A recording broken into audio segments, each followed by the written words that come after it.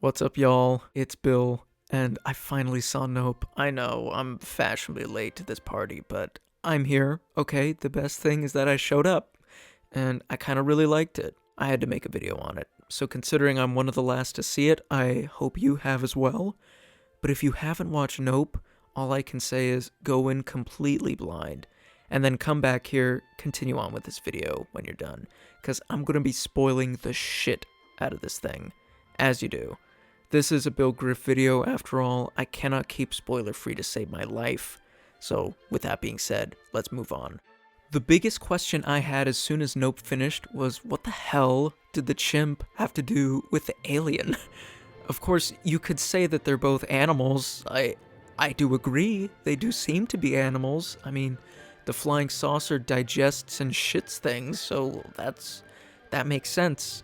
But there's so much more to it.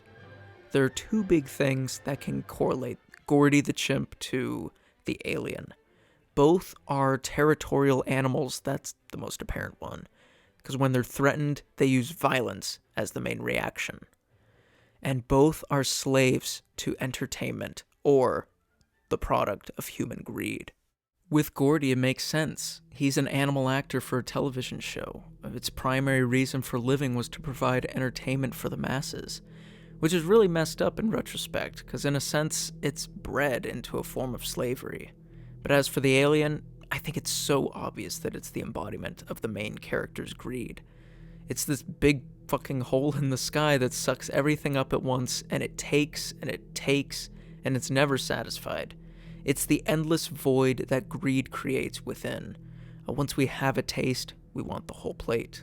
Both these animals are directly linked to a secondary character in the film. Steven Yeun's Ricky, or Jupe, is the human embodiment of man utilizing animals for profit. It's revealed halfway through the film that Jupe has been the one buying the Haywood horses in order to feed them to the alien. In fact, he's been using it as his primary source of income, manifesting the theme park Jupiter's claim surrounding the alien's presence. It's kind of fucked up because you'd think he'd learn how vengeful and rageful an animal can be, as Jupe was the subject of a very traumatic experience with Gordy the chimp as a child actor. Personally, that's my favorite aspect of the film, and I believe that's the creepiest, because it feels so real and tangible compared to an otherworldly being in the sky. Of course, some people think, including Jupe himself, that he was able to tame Gordy shortly before he was shot. I don't think that's the case. At the beginning, Peele uses the lens to focus on the standing shoe in the center of the graphic scene. At first, I was very confused why he did this. Like, okay, it's a shoe. Cool. What up? I mean, no Tarantino, no feet, what is this? But I realized with OJ's reveal, when he said that the alien only attacks the people that look at it, that Jupe was unconsciously doing what we were all doing in the scene. He focused on that shoe. That bad miracle of its unknown origin is what saved his life, I'd like to think. But either way, this event gave him the confidence to tame the alien for his advantage, thinking that he was already able to tame the untamable. Jupe's character in general is just so interesting to me. He's so heavily layered, with Steven Yeun mastering that 1,000-yard stare and that repressed trauma we see no other character does. And the fact that he shoves that repression so far down and uses it towards this incessant need to exploit the alien really shows how messed up our society is and how we idolize these horrific aspects of life. I mean, he straight up made a separate room dedicated to that incident, as if having people pay money to step into his damaged psyche of childhood trauma. Like, dude, you need therapy, not money, okay? While I do love the Haywoods, they're not innocent in this game either. Their whole livelihood is built off of training movie horses for entertainment. It's a carbon copy of how humans trained Gordy, or how Jupe trains the alien. But I do agree that OJ's character is the polar opposite of Jupe's. You can tell he cares for the horses, he speaks to them, and listens to them, and he treats them with respect, which is far from what Jupe does. He buys them for sacrificial purposes, alright? That's not very respectful. And he scolds them for not doing what he tells them to do. Another thing that differentiates the two men are their communication skills. Jupe is this lively showman, while OJ struggles to make simple conversations with people. He kind of treats them like animals too, in a sense. He whispers, he slaps his leg, he orders them around. And Daniel Kaluuya's character is also the polar opposite of his on-screen sister, Keke Palmer's Emerald. She's outgoing, confident around others, and most importantly, wants nothing to do with the family business. All of her resentment stems from her family not letting her have a hand in the business when she was younger. They didn't even let her train the horse she wanted to. Good old Jing Jacket. That form of neglect, I could totally see why it would be repressed in her mind. But yet they both loved their father. OJ Jr. worked with his dad and was there with him until the very end. When Keith David got one-eye willied by Jordan Peele's flying pussy. Okay. I mean, if I had a nickel for any time that happened, I'd just have one nickel. But anyway, you can see in one scene, though, that Emerald watches a video of her dad speaking the exact same speech that she gave to the film producers, the one we see in the trailer. She memorized it word for word, even forgetting to add another great at the end to the great granddad. I thought that was a really cool little Easter egg right there.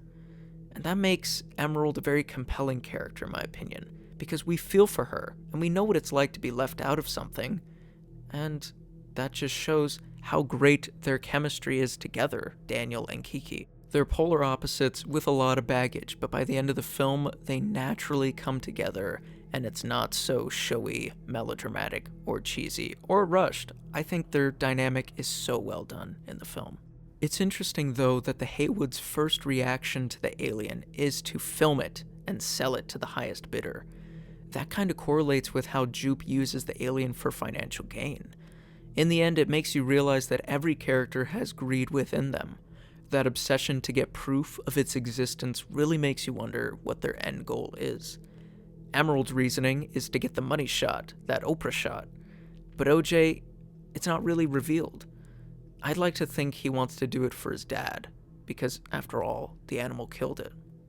And he can't rest until he honors his father. Also, let's throw in the TMZ motorcycle guy. Fuck that guy.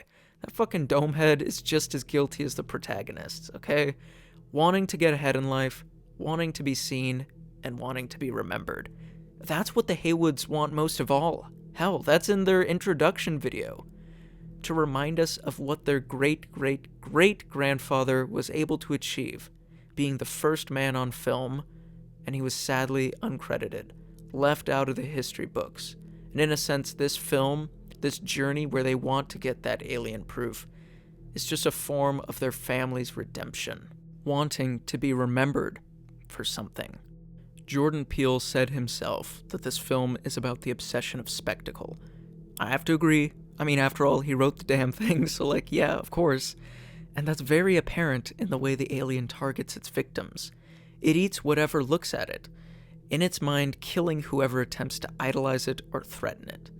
Gordy and the alien are animals that man attempted to tame, but their territorial instincts kicked in and carnage ensued. And after all, you can't force something into being what it isn't. We as humans are so far gone, we can't tell how destructive we are in filming these beasts that have no say in how it's done. All so that we can be paid and they can be seen on the world stage. No matter how much money, how many Oprah shots you require, you can't buy your humanity back. And Jordan Peele's telling us just that. That, or it's about an alien butthole eating Californians. I don't know. I mean, that's the beauty of Jordan Peele's films. You can say tomato, tomato, and it'll still make spaghetti. I've talked long enough. I want to hear your guys' thoughts. Tell me down in the comments your opinion on this masterful work from Mr. Banana Peel. If you're new here, hit that subscribe button, give your boys some support so I can provide weekly spectacle to you all and exploit the movies we all love. As always, have a great day, watch a good film. It's been Bill, guys. Don't look up in the sky. See you later.